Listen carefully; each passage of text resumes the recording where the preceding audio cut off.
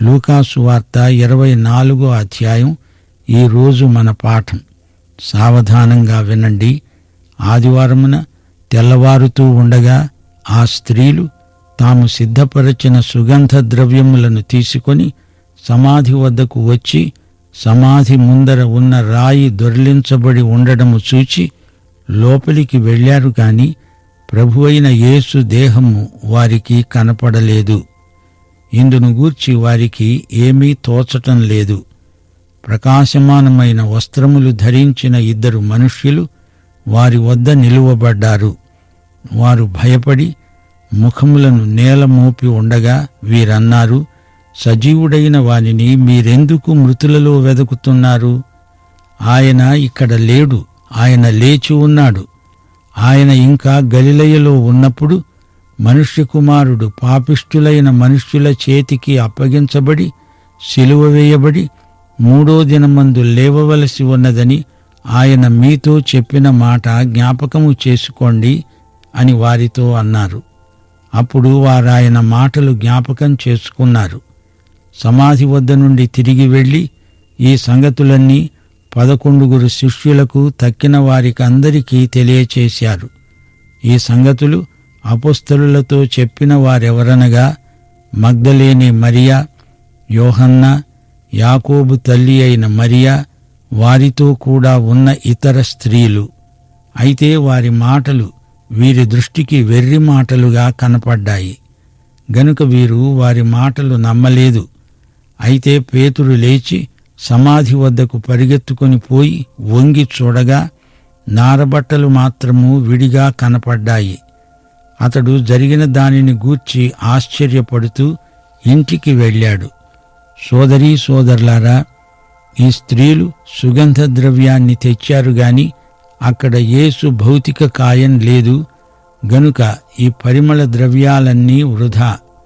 ఒకసారి మరియా యేసు పాదాలను అచ్చ జటామాంసి అత్తరుతో అభిషేకిస్తూ ఉంటే యూదా అన్నాడు, ఎందుకీమె ఈ విలువైన అత్తరు వృధా చేస్తున్నది?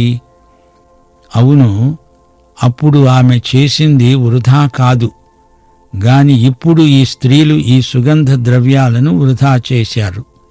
యేసు బయటికి రావడానికి రాయి ఆటంకం కాదు, దర్శకులు లోపలికి వెళ్లి చూచి నమ్మేటందుకు రాయి దొర్లించబడింది. మృతుల మధ్య సజీవుణ్ణి ఎందుకు వెదుకుతున్నారు? సమాధి దగ్గరికి స్త్రీలెందుకు వచ్చారు? పేతురు, యోహాను ఎందుకు పరిగెత్తుకుంటూ వచ్చినట్లు? మృతుల మధ్య మృతులను వెతకటానికా గాని యేసు సజీవుడు, సజీవుణ్ణి మృతుల మధ్య వెతకటం అవివేకం. యేసు మృతులలో నుండి లేచాడని వారు నమ్మలేదు. దేవుడు చెప్పిన మాట విన్నారు గాని నమ్మలేదు. స్త్రీలు వచ్చి చెప్పినా వారు నమ్మలేకపోతున్నారు. యేసు పునరుత్థానాన్ని నమ్మని వారిలో అపొస్తలులే అగ్రగణ్యులు అనిపించింది. ముందుగా యోహాను నమ్మాడు, ఆ తరువాత గాని పేతురు నమ్మలేదు. వారు వాక్యాన్ని విని మరిచిపోయారు. ప్రియ సోదరుడా, సోదరి, నీ సంగతేమిటి? వాక్యాన్ని వినాలి. విన్నది జ్ఞాపకం ఉండేటట్లు పరిశుద్ధాత్మే నీకు సహాయం చేస్తాడు. రాయి దొర్లించబడింది, యేసు దేహం అక్కడ లేదు. స్త్రీలు కంగారు పడిపోతున్నారు. ఎందుకు? ఆయన మాటను, ఆయన వాక్యాన్ని వారు మరిచిపోయారు. ఈ రోజున దేవదూతలు వచ్చి ఆయన వాక్యాన్ని మనకు జ్ఞాపకం చెయ్యనక్కర్లేదు. ఆ పని పరిశుద్ధాత్మే చేస్తున్నాడు. యోహాను సువార్త 14వ అధ్యాయం 26వ వచనం ప్రభు అన్నాడు, ఆదరణకర్త అనగా తండ్రి నా నామమున పంపబోయే పరిశుద్ధాత్మ సమస్తమును మీకు బోధించి నేను మీతో చెప్పిన సంగతులన్నిటినీ మీకు జ్ఞాపకం చేస్తాడు. లూకా సువార్త 24వ అధ్యాయం 13 నుండి 35వ వచనం వరకు దేవుని వాక్యాన్ని వారు నేర్చుకున్నారు. ఎమ్మాయు మార్గంలో అది మొబైల్ బైబిలు బడి. ఇదిగో ఆ దినమందే వారిలో 2 యెరూషలేమునకు ఆమడ దూరమున ఉన్న ఎమ్మాయు అనే ఒక గ్రామానికి వెడుతూ జరిగిన ఈ సంగతులన్నిటిని గూర్చి ఒకరితో ఒకరు సంభాషించుకుంటూ ఉన్నారు. వారు సంభాషిస్తూ ఆలోచించుకుంటూ ఉండగా యేసు తానే దగ్గరికి వచ్చి వారితో కూడా నడిచాడు. అయితే వారాయనను గుర్తుపట్టలేకుండా వారి కన్నులు మూయబడ్డాయి. ఆయన వారిని అడిగాడు, మీరు నడుస్తూ ఒకరితో ఒకరు చెప్పుకుంటున్న ఈ మాటలేమిటి? వారు దుఃఖముఖులై నిలిచారు. వారిలో క్లెయోపా అనేవాడు ఆయనను ప్రశ్నించాడు, యెరూషలేములో బస చేస్తూ ఉండి ఈ దినములలో అక్కడ జరిగిన సంగతులు నీవు ఒక్కడివే ఎరుగవా?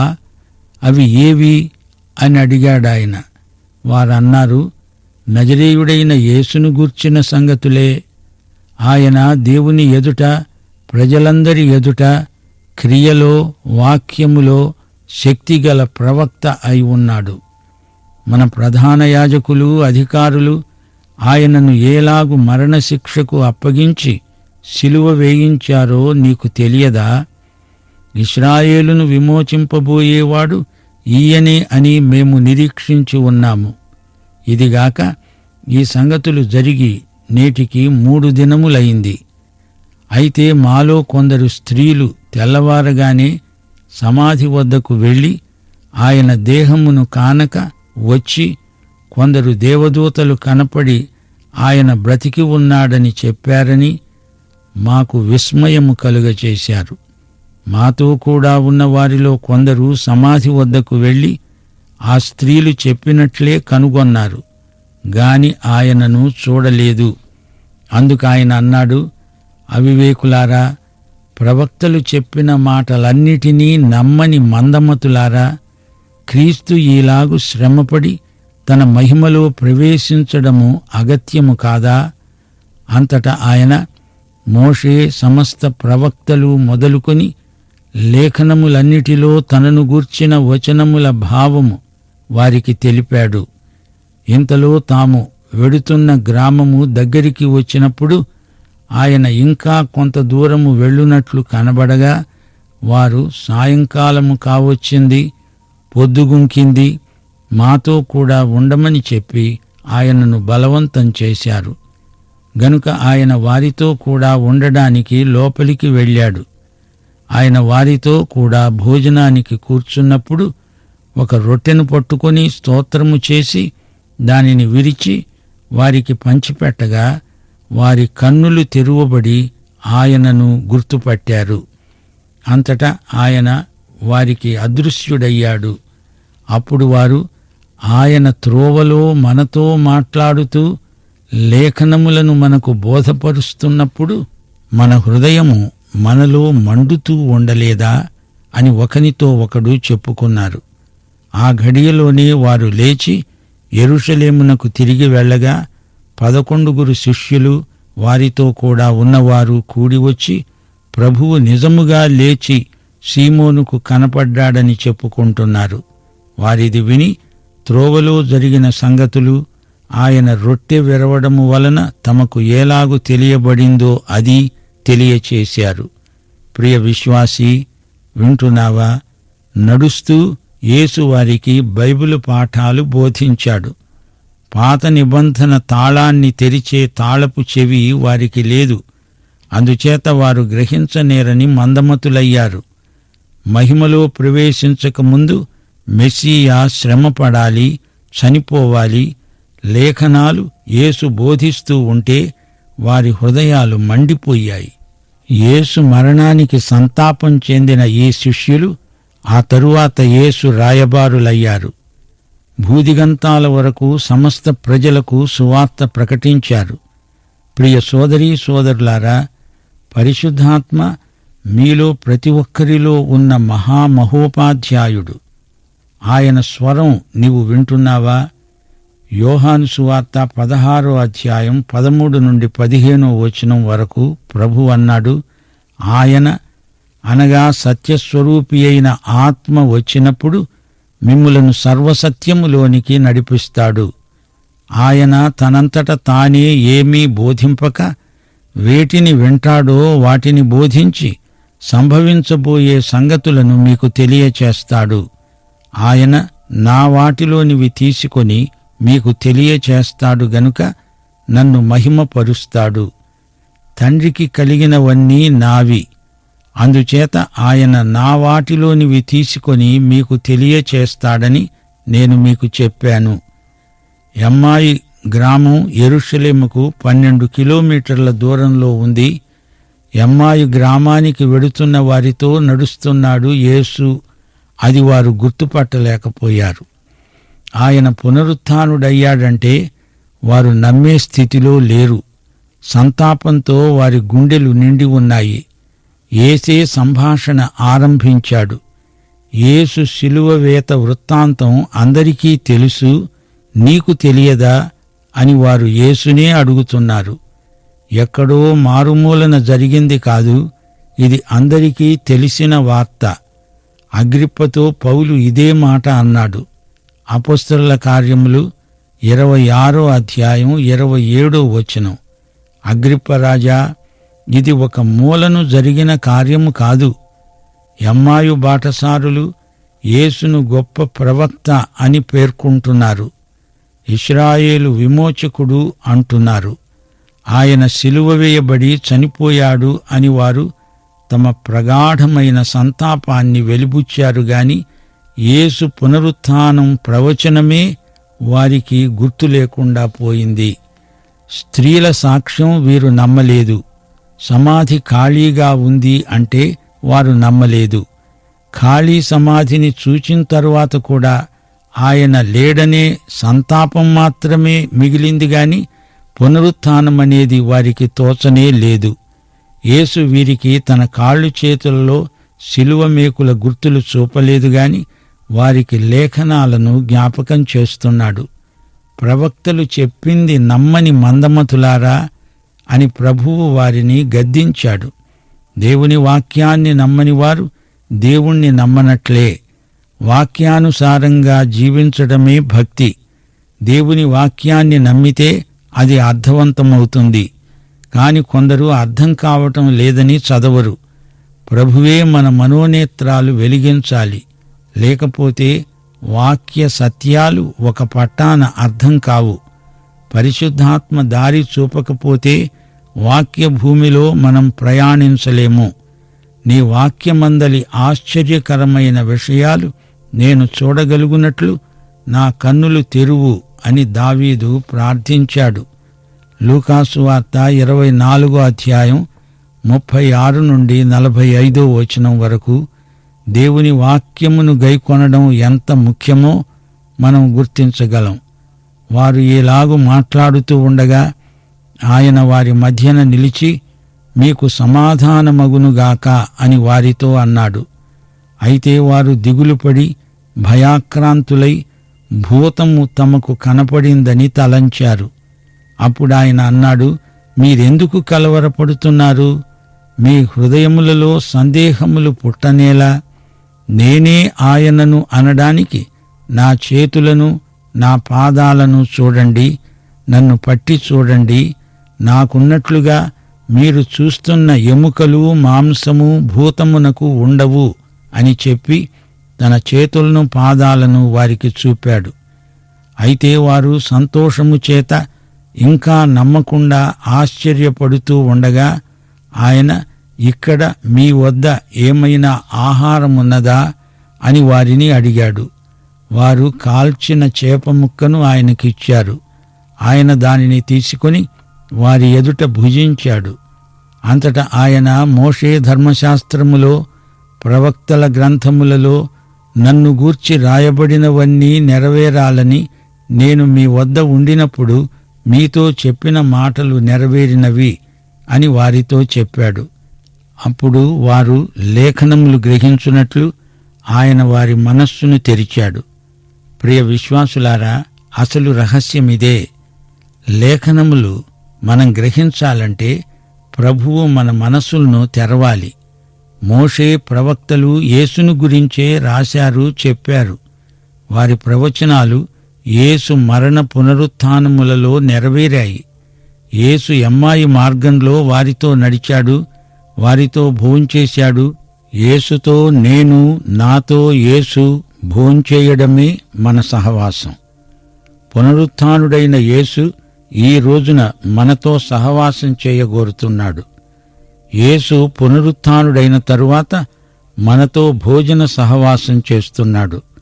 నా కాళ్ళు చేతులు, అందులో శిలువ మేకుల గుర్తులు చూడండి, మీరెందుకు భయపడుతున్నారు? నేను శిలువ వేయబడిన క్రీస్తునే అని ప్రభువు వారికి తనను తాను ప్రత్యక్షపరుచుకున్నాడు. శిష్యులు భయభ్రాంతులై ఉండగా నేనే అంటూ ప్రభువు వారిని ధైర్యపరుస్తున్నాడు. భౌతికంగా ఆయన శరీరాన్ని మనం చూడలేకపోయినా లేఖనములలోని క్రీస్తును పరిశుద్ధాత్మ మనకు ప్రత్యక్షపరుస్తున్నాడు. హృదయంలో మనకు కలవరం కలిగినప్పుడు, భయం మనలో తలెత్తినప్పుడు లేఖనములలోని క్రీస్తును చూడాలి.